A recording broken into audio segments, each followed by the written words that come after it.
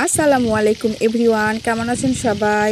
আজকে দুপুরের আমার রান্নার কিছুটা অংশ আপনাদের সাথে শেয়ার করবার জন্য চলে এসেছি। তো আজকে আমি দুপুরবেলা রান্না করেছিলাম পাঙ্গাস মাছ দিয়ে সজি কচুর ডাল।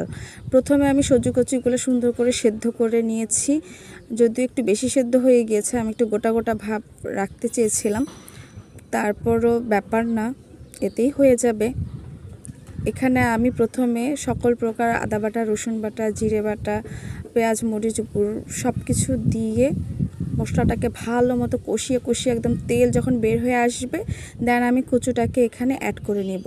এখানে আমি কচুটাকে সুন্দর করে নেড়ে চেড়ে মশলার সাথে মিশিয়ে ভালো মতো ভুনা ভুনা করে নেব।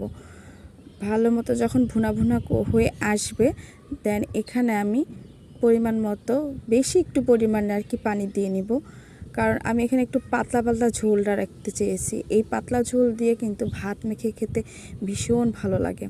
এই যে আমার সুজি কচুটা এখানে বলক চলে এসেছে, একদম প্রায় হয়ে আসার মতো অবস্থা চলে এসেছে। এই পর্যায়ে আমি এখানে আমার ভাজা মাছগুলো যে আমি ভেজে রেখেছি সেটা আমি এখানে অ্যাড করে নিব।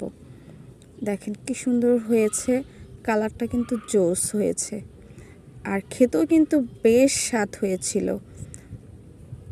যাই হোক, দেখেন আমার রান্না প্রায় শেষ। তো আপনাদেরকে অসংখ্য ধন্যবাদ আমার পুরোটা ভিডিওর সাথে থাকবার জন্য, আমাকে সাপোর্ট করবার জন্য। এভাবেই আপনারা সবাই আমাকে সাপোর্ট করবেন এবং পাশে থাকবেন, তাহলে আমরা সবাই সফলতা অর্জন করতে পারবো খুব সহজে। কারো সাপোর্ট ছাড়া কেউ কিন্তু সামনে এগোতে আমরা পারবো না। তাই চলুন আমরা কাঁধে কাঁধ রেখে একসাথে কাজ করে যাই, ইনশাল্লাহ আমাদের সফলতা আসবেই। ওকে, সবাই ভালো থাকবেন, সুস্থ থাকবেন, আর আমার জন্য দোয়া রাখবেন। আল্লাহ হাফেজ।